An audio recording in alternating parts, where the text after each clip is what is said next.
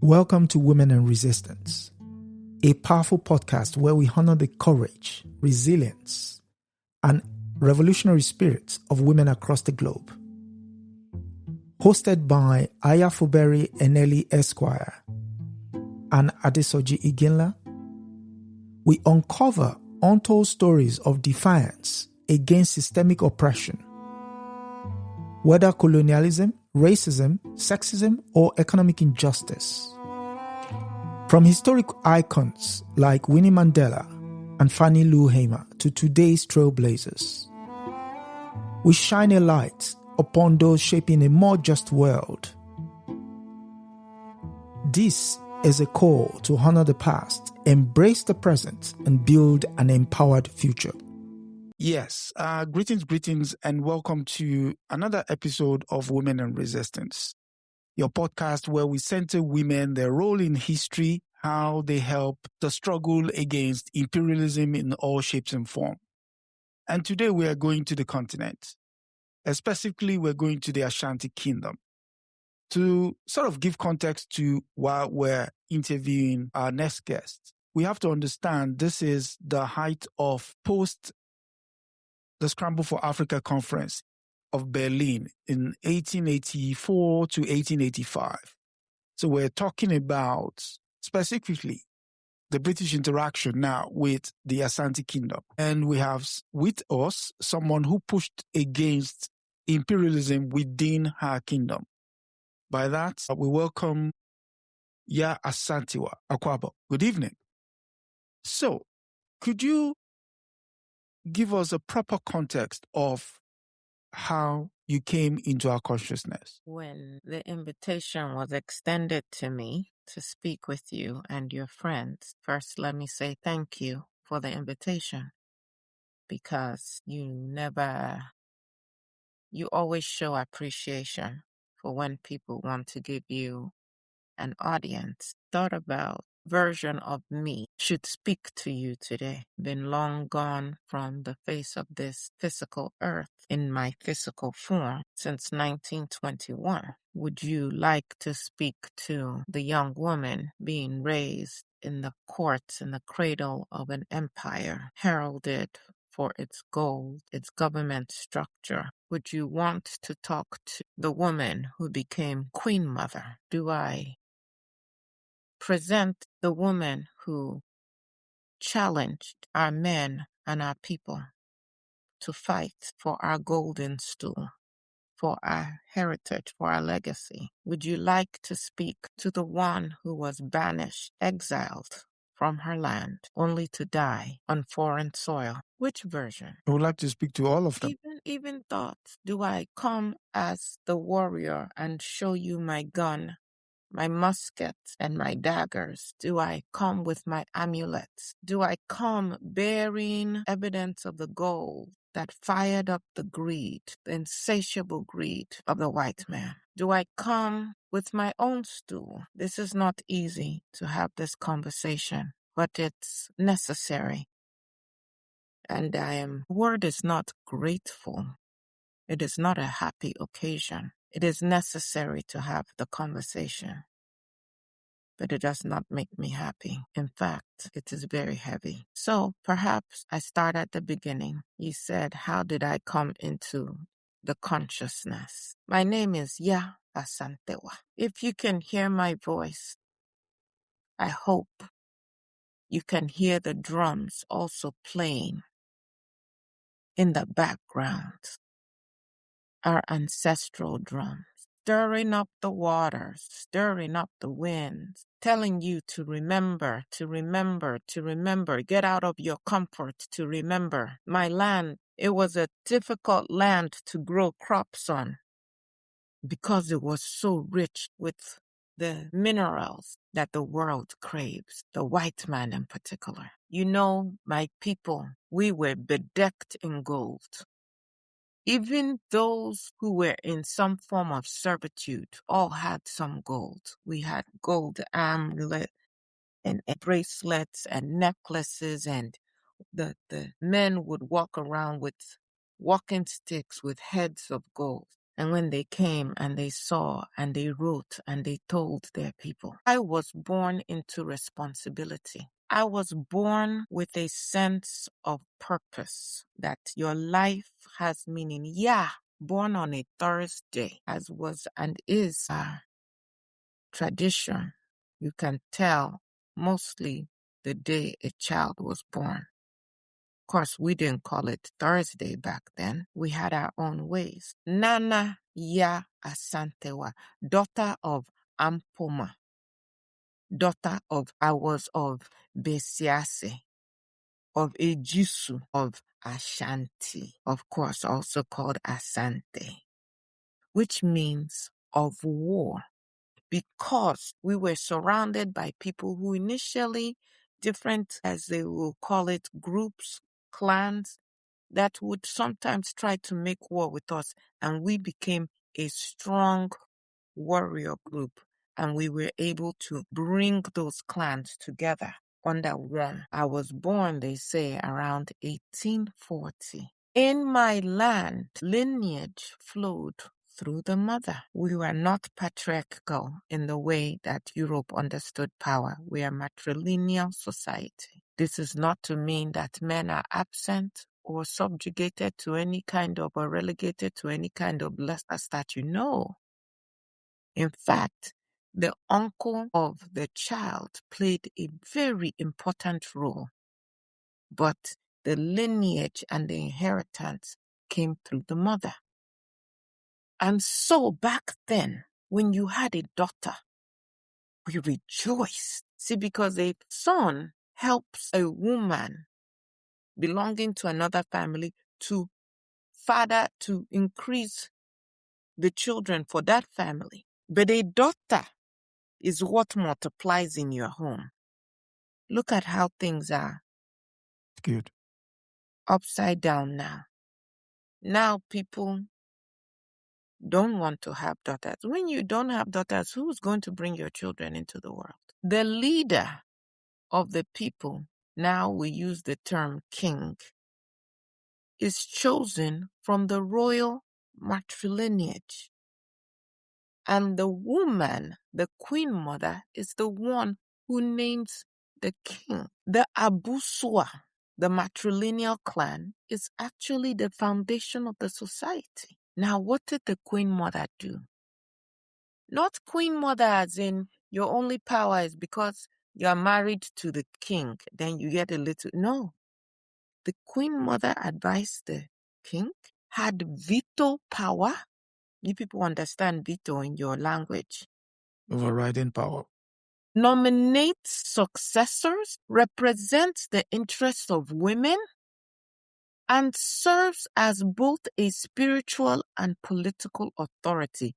This was replicated in so many places across what we now call Africa before Islam and Christianity and colonialism said no, women are objects and the man only is supreme. I was not born into symbolic power. I was born into structural governance. Women had a council of elders. Women controlled the markets. You understand me?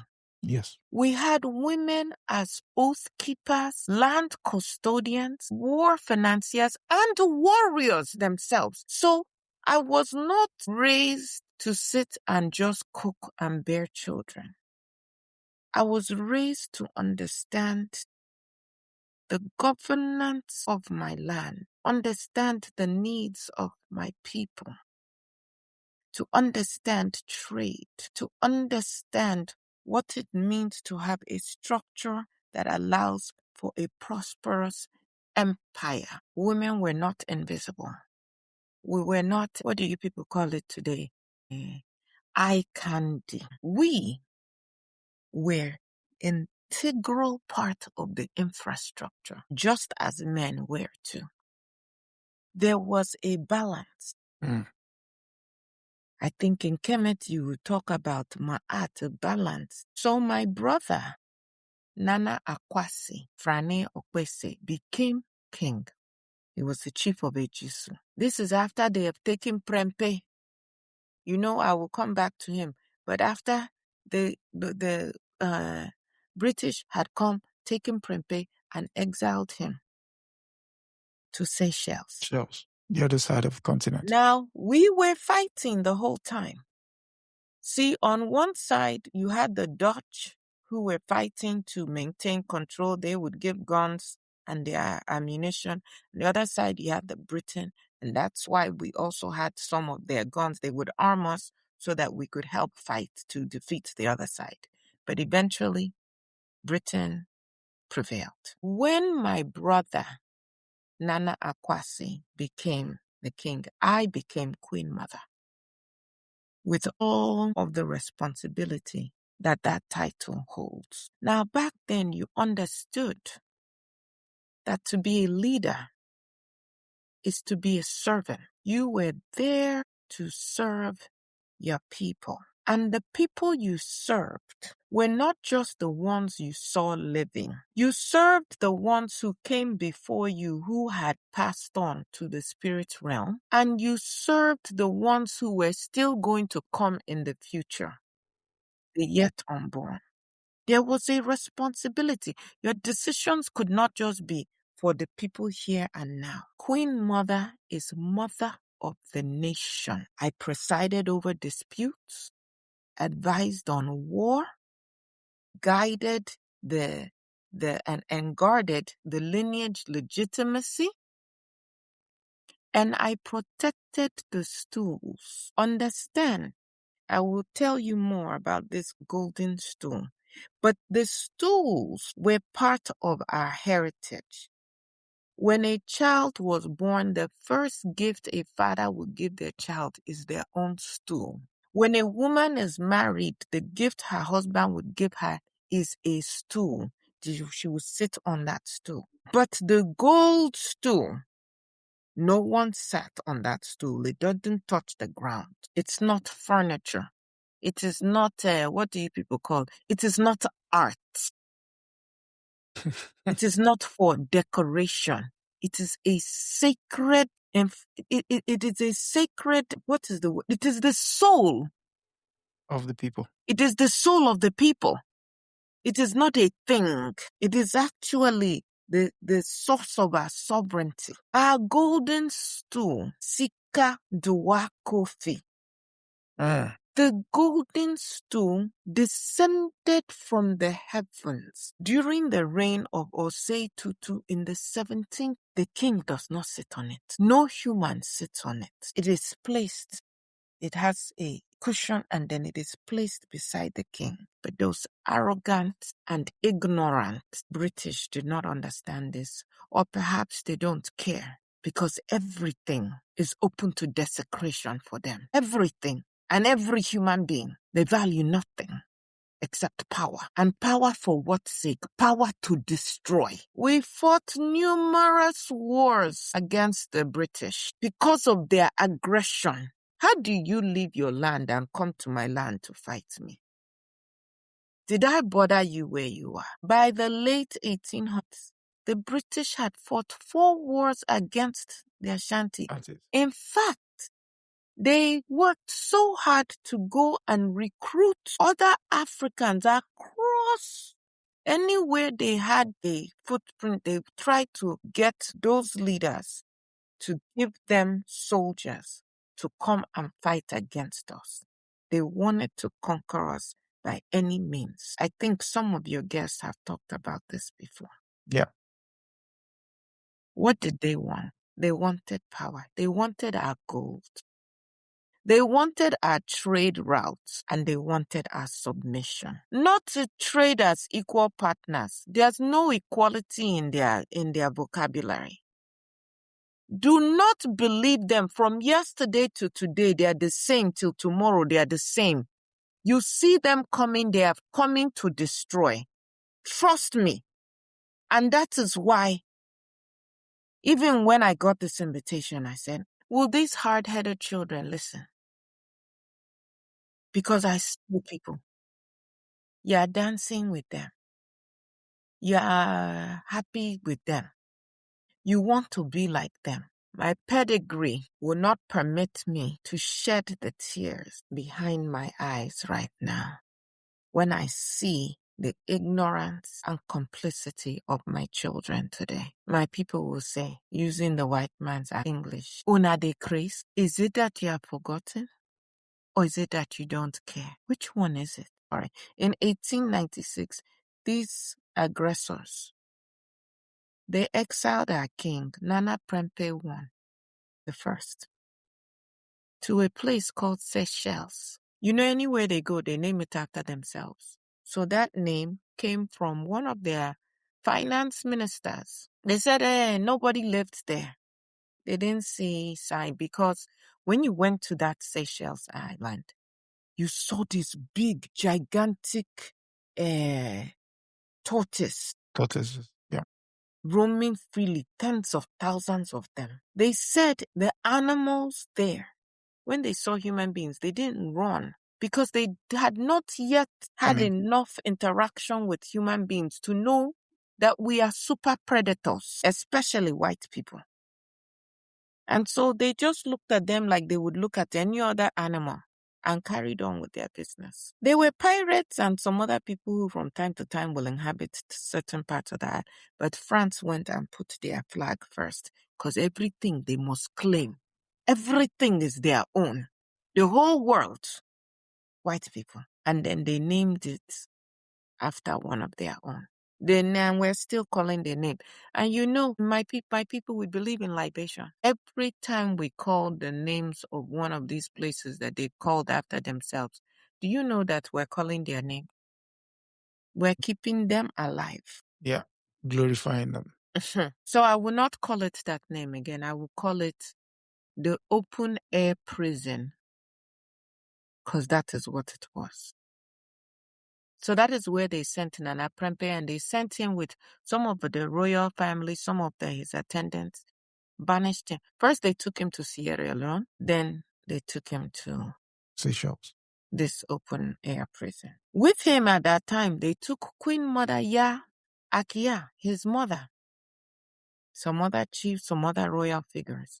They thought, in fact, let me ask you this. Why do you think, because you have to study their patterns, why do you think so many times they chose to deport, to exile us as opposed to kill us? Why do you think that they did that?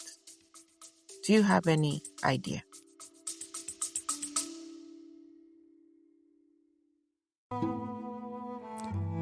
You are listening to Women and Resistance with Aya Fubera Eneli Esquire and Adesoji Iginla, where we honor the voices of women who have shaped history through courage and defiance.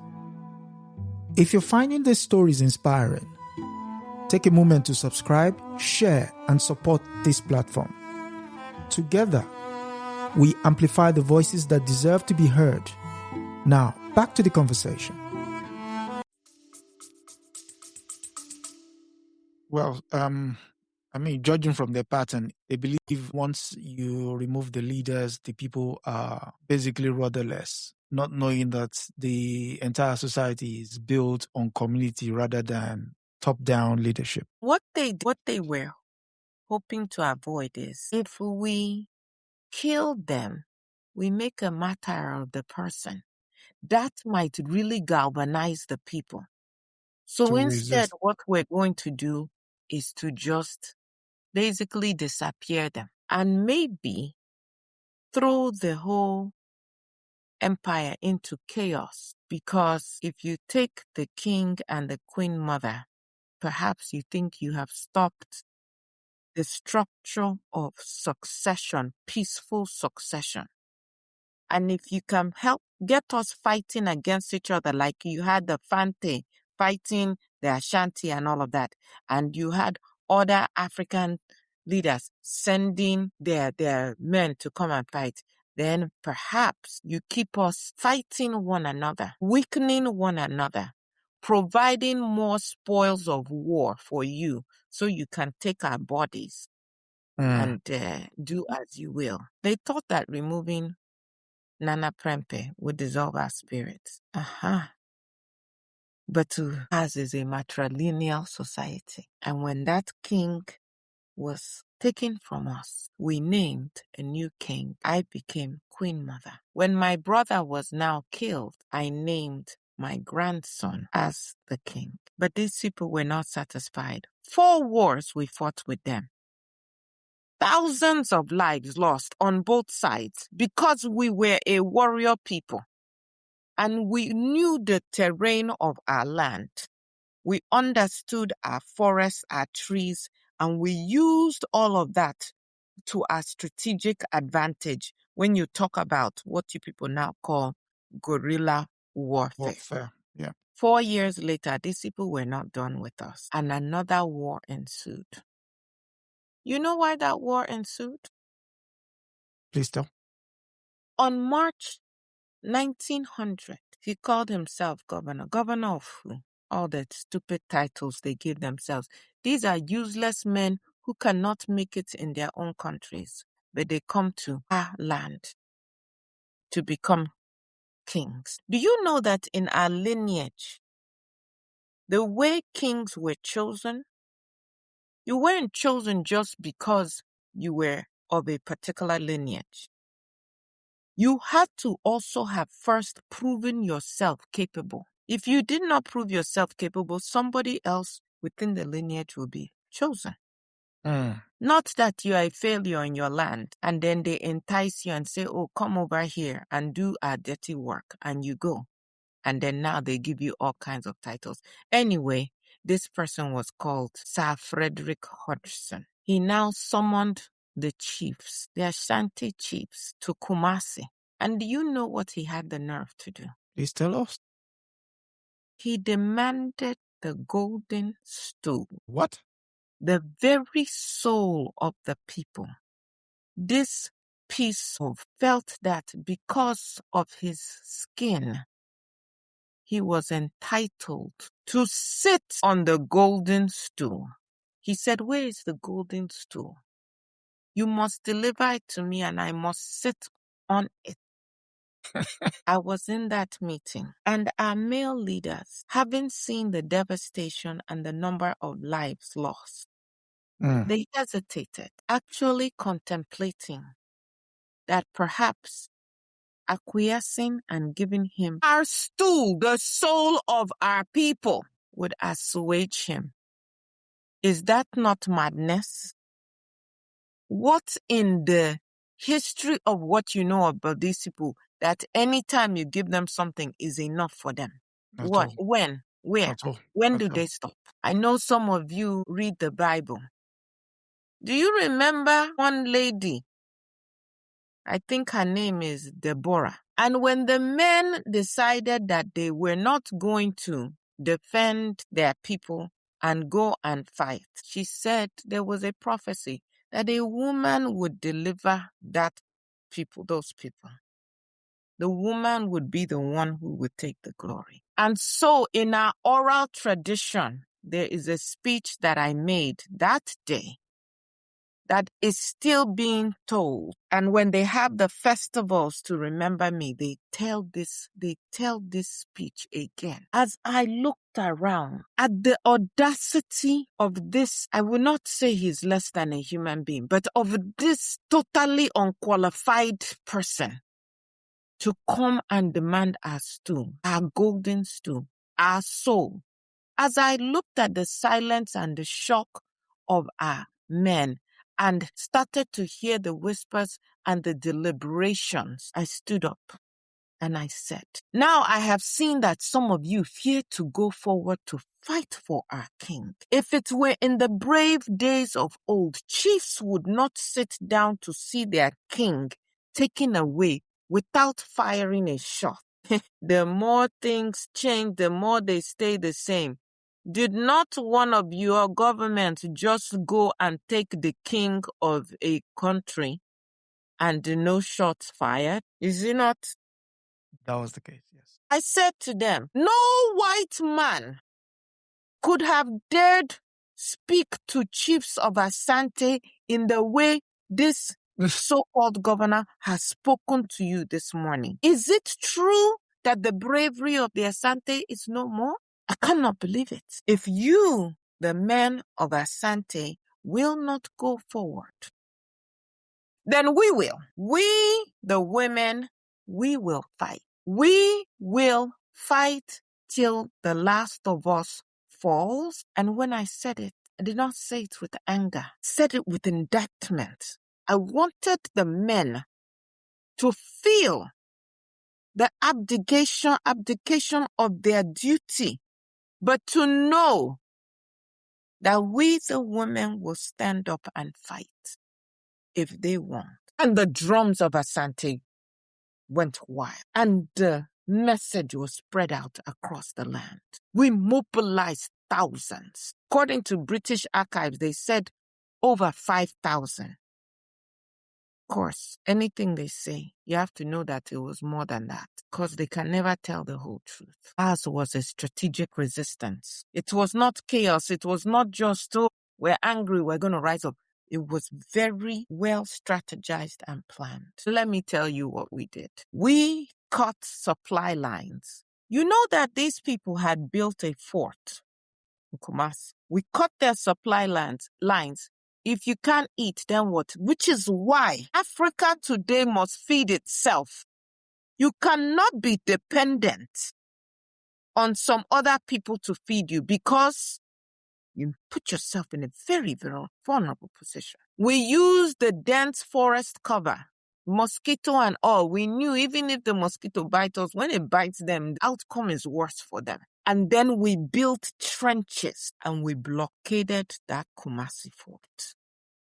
We should never have let them build it in the first place. But when someone first comes to you as a so-called trading partner, out of a sense of hospitality, you give them a space and you say, okay, you don't live with us, but you can build a place for you to be comfortable when you come to trade. But we should never have let them build a fort. We ambushed their reinforcements, and all the British, they had to retreat into that fort. And we besieged them for months. Disease spread among them.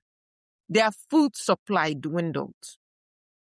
You have to see the women smuggling ammunition, cooking for the warriors, carrying intelligence, maintaining the morale. Have you not talked to other women who were the ones getting the soldiers, keeping their spirits up? That is the essence of who we are.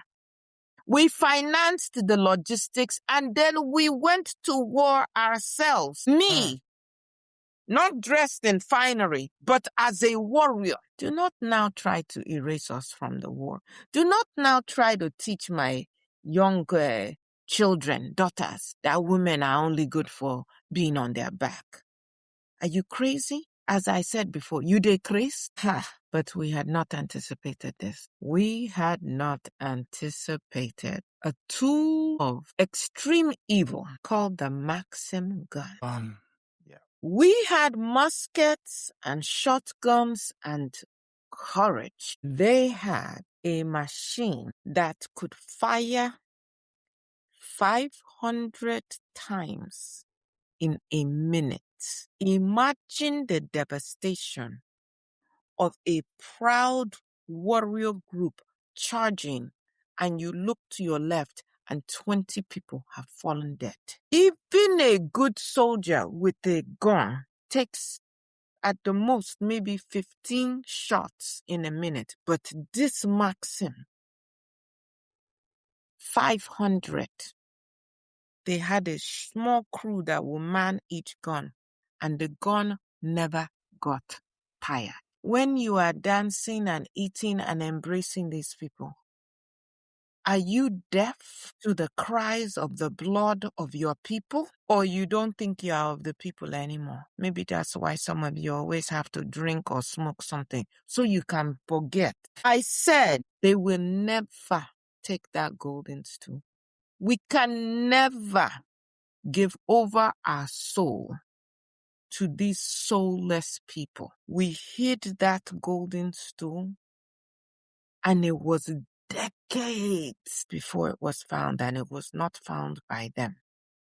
Until today, that golden stool exists. They never got a hand on it, and it is brought out every time that we crown a new king. We preserved the soul of the Ashanti people. I remember the sound of that gun.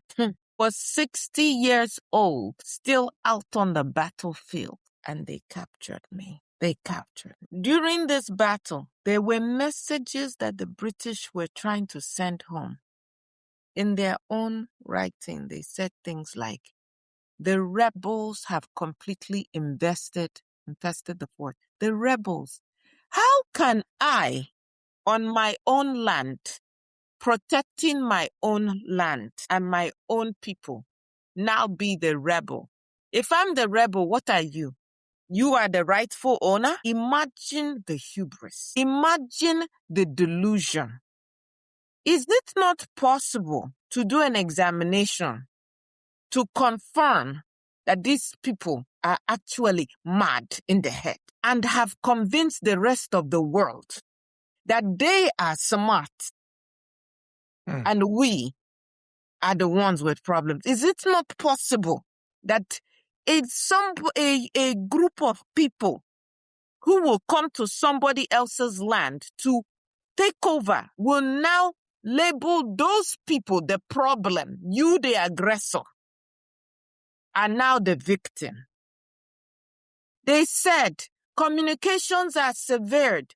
Sniping continues daily. The enemy displays surprising organization, because they always underestimate us. And now they might be right to underestimate us. Maybe it's not an underestimation anymore because you don't even know who you are anymore.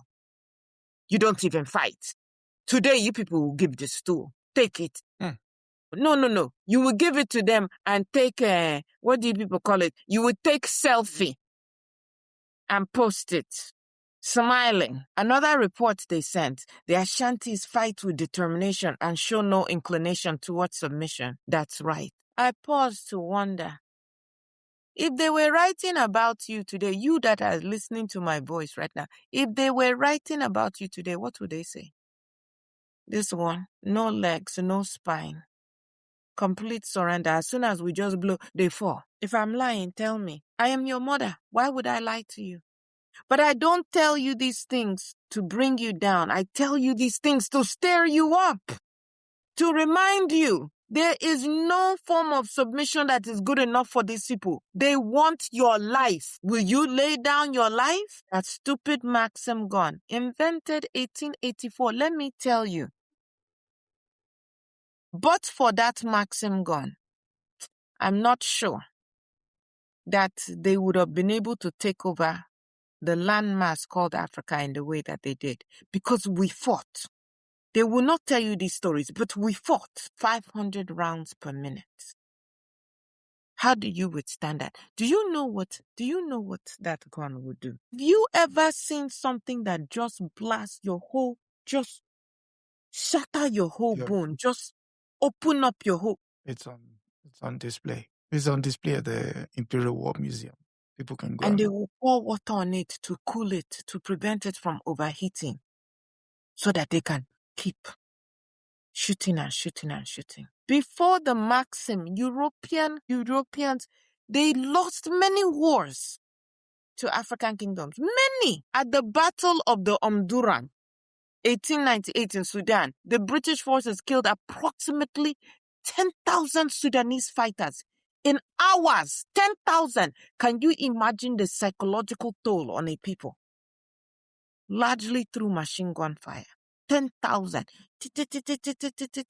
Like our lives were nothing. Mechanized slaughter. They have no soul. In fact, with yourself on this one. If they have soul, show me where they've demonstrated it in the history of Africa. This thing tore through flesh. It ripped through forest cover.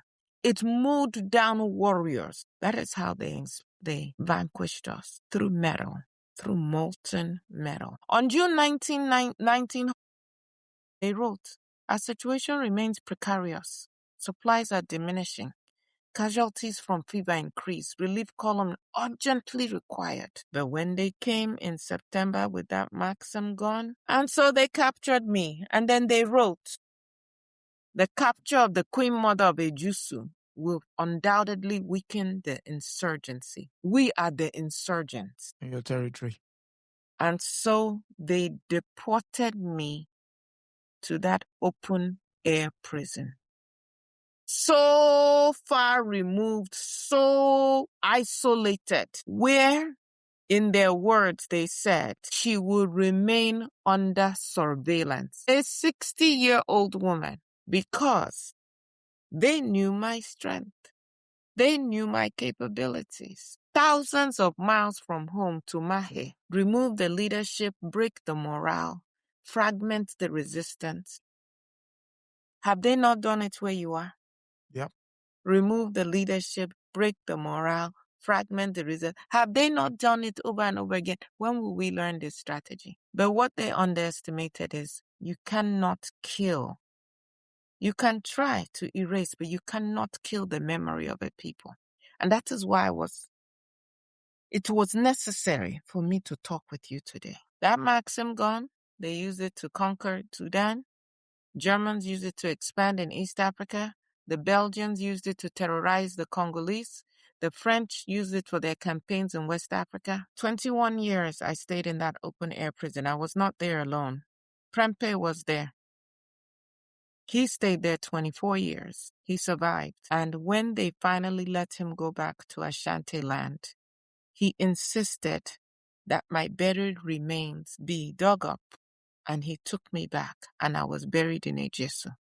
But for 28 years, he had been banished from his land. We were not the only ones. The king of Bugunda, now Uganda, Kabaka Mwanga, the second Kabaka, yes. He was there for about 4 years, died in exile. Omukama Kabalega, king of Bunyoro, also of Uganda. He was there 24 years. That is how much they feared us. Even people who committed murder sometimes get out earlier than that. Dinizulu Kashetawayo, from the king of the Zulu Kingdom, South Africa, he too was there. 8 years he spent in this open air prison.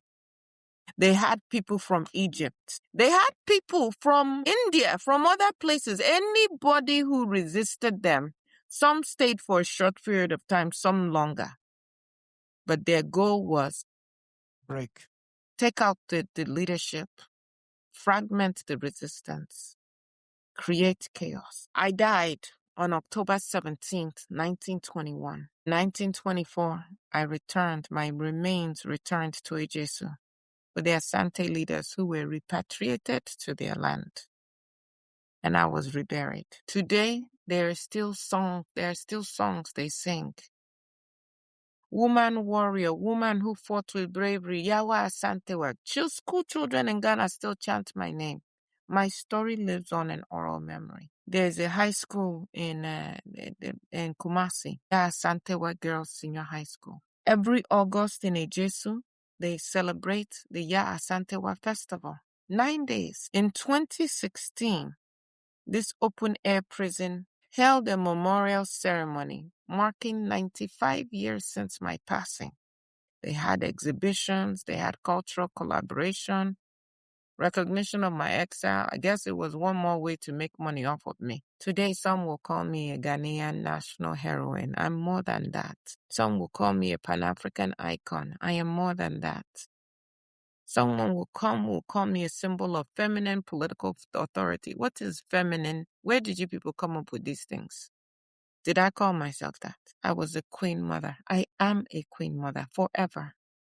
I am a woman who was not afraid to face any kind of danger, to fight for the soul of my people. Because if you lose your soul, It's everything. What do you have?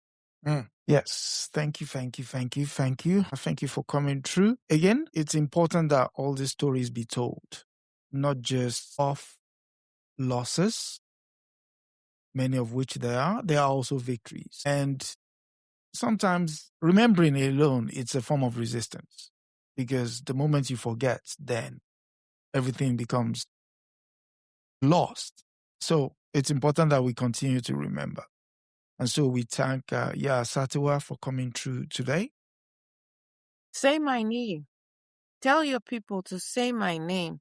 It will remind them, because that same courage that flowed in my veins is in your veins. But you have to remember, you have to stir it up. Say my name. Say the names of your ancestors, because you're calling their names every day. When you just say, I'm going here, I'm going there, is how you're calling their names. Do you understand that in this, a person, a spirit dies twice?